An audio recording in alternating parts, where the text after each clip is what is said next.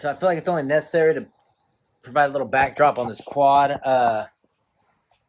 This quad right here is for a customer. I didn't plan on filming any videos on this thing, but I fixed it. He couldn't figure out why it wasn't getting power, why it wasn't starting, and the plastics were just destroyed. Like I said, I didn't plan on making a video at all on this, but the thing that was missing on his electrical was just the fuse that was missing, so it was shorting out, and that's why he wasn't able to get power all the time. And the plastics, they're just screw-on, bolt-on type things. Just screws throughout the plastics underneath, 10mm nuts underneath on the backside. But anyways, I didn't plan on making a video. I thought I was just gonna make a quick $100, do all the work, and give it back to customer. But anyways, I finished it. I sent him a video of it running, and he came to pick it up, and then for some reason it wouldn't start, and I couldn't figure out why. And then it hit me. It's probably the starter. And I tested the starter while he was here. The starter was dead. I took it off, tested it again, which you're going to see in the video, dead. And put a new starter, not a new starter. I put an old starter on it, made sure it worked, and made sure that was the issue. And then I ordered him a new one. Anyways, tune in for the video. And if you haven't done so already, hit that subscribe button. All right, what's up, guys? It's been a while since I did a video, and today I'm going to show you guys how to change a starter on a Chinese quad. It's a Chinese quad that I know has a bad starter.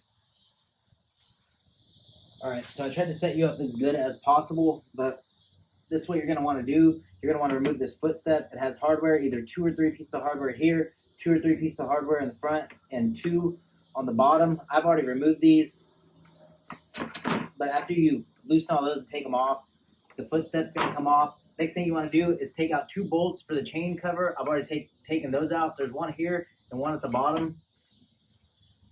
Fairly sure you can see those. Next thing you're going to want to do is remove the stator cover. By the way, I forgot to mention this, but you should definitely remove the power, which is your battery, from the quad. So you got this off, and pull this off.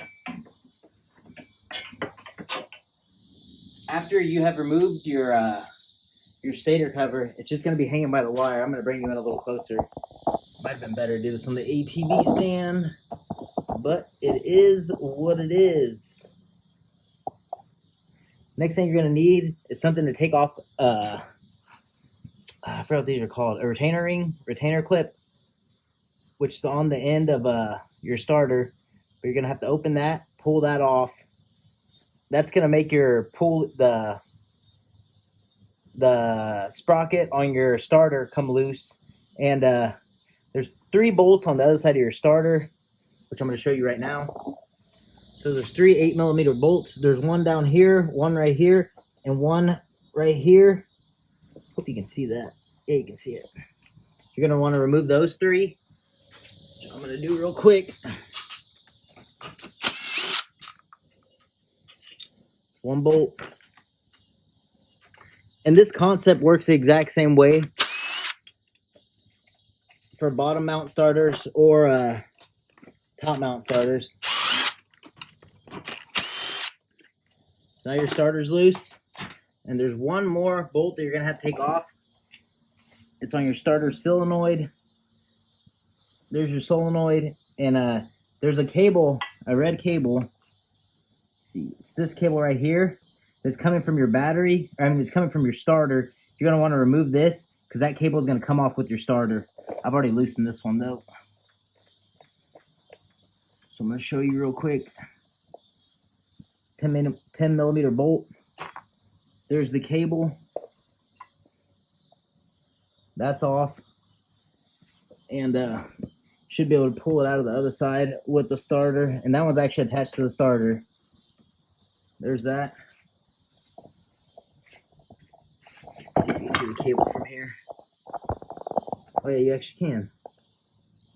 This is actually the cable to your starter. This one's kind of wrapped around. But that's the cable to your starter right there. And anyways, you already took off those other 3 bolts, so you can actually press this out.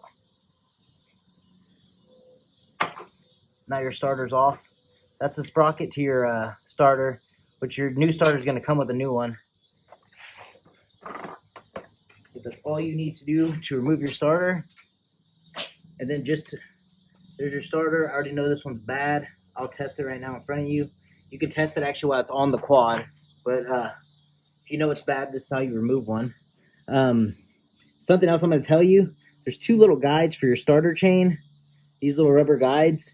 You're going to want to take those off because it'll give you a little more room to wiggle in your new starter. But you pretty much just reverse the whole process and get it back on. Okay, so I have the positive side of the good starter hooked up to the positive side of the battery. I don't know if you can see it that well. It says B+. This says B- on this side. And that's what I have the spare cable hooked up to. But pretty much you just want to hold it in place, and I'm going to show you what happens. As you can see, it activates. And you can do this exact same thing to test your starter when it's on the quad, but I stopped for this purpose. It'd be easier just to show how to test it. But you hook up your starter cable to the positive side of the battery, this to the negative, or just another cable, this just a spare ground cable that I had, to the negative side of the battery. And when you touch the starter, it just pretty much completes the circuit, and you should have power to your starter. And as you can see, nothing's happening except sparks. Except sparks and sparks. So here's my new starter. This one actually doesn't come with the power cord. You can get a new starter for less than $20. I think this one was $16. But if you just replace the power cord, or if you take the power cord off your old starter, which is this one, this cord, but all it is a Phillips head screw, and it mounts to the bottom. Anyways, pull that off, put that on the new starter, and then install the new starter. So I've already completely loosened this one. It's actually just a little Phillips head screw, and this comes off the old starter. Put that on your new starter. Your new starter cord cable mounts from the bottom, and then just screw this in.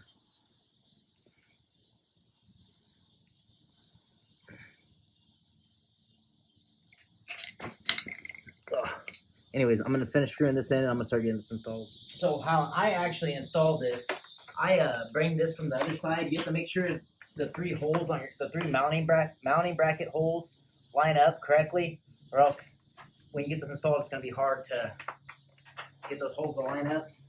But I just feed my wire through the other side, like so. Slide this in.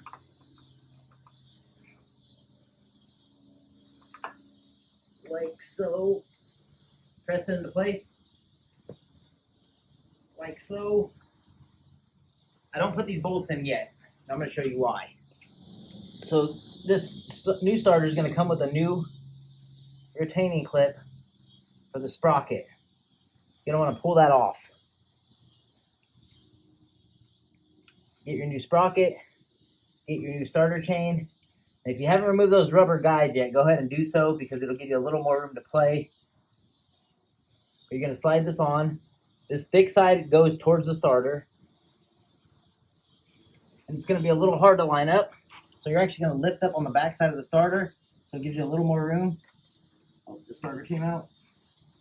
But that's already on. Go ahead and put your new retaining clip back onto the starter.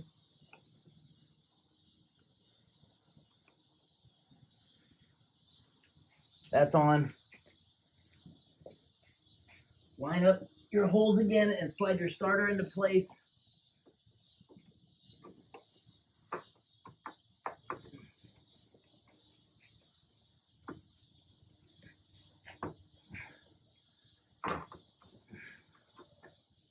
You might have to wiggle it a little bit, but it will get along, I promise.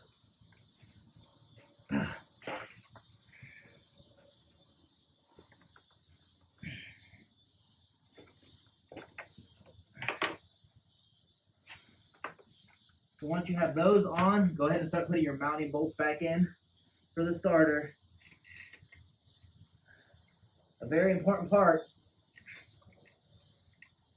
is making sure that those mounting bolts are lined up. If they're not, it will be a pain in your ass. I will tell you that much right now. Should have brought you to this side. So I'll have to go ahead and do so now and show you.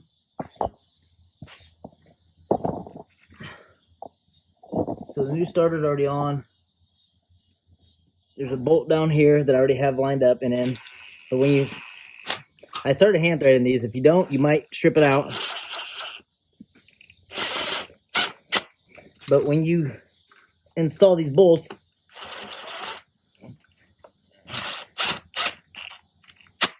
it'll suck the starter into place. And just go around it one more time. Just make sure they're all snug. So those are all into place.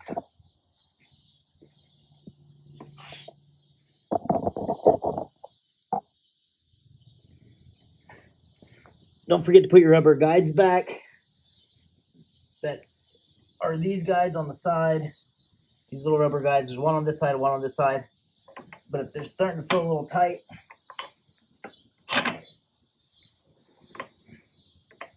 oh, that starter chain's not all the way on. So if you run into this issue where you're trying to get the second guide on, but you don't have any room to wiggle a thing, it's because your chain's off, maybe a sprocket or two. But if you grab one of these, just a wrench or a ratchet wrench and just turn it, it'll finish popping the chain on. There you go. Starter chain is on. Now you can have room to wiggle your other guide on. Other guide's on. Make sure your guides are pressed into place. Put your stator cover back on. I don't know if I mentioned to take the stator cover off, but there's literally a bolt here, bolt here, bolt here, and then a bolt on the bottom. I'll do that real quick.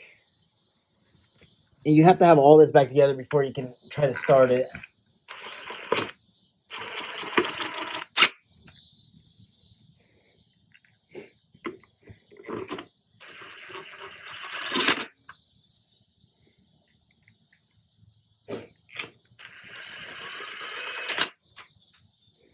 And then also go through this one time. Make sure you don't forget your ground cable up here.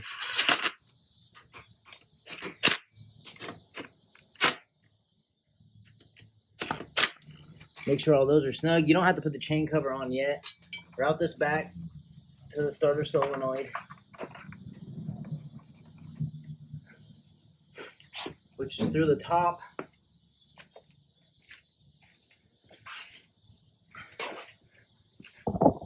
You're going to put that starter cable back onto that post. You can see it. Yeah, back onto that post right there. There's your starter cable. You're going to put that back on the post and then you should be good to go. You can try to test fire it. I'm going to do that real quick. I'll be right back. So the new starter cable's back on. I have it hooked up to power now. Power. Tell light. Put your brakes in. Put it to the run position. One thing you have to do is put this back on. Just there. Just on here. So 2 bolts. And then put your foot snap back on. You're done. I'm going to do that real quick. I'll be right back.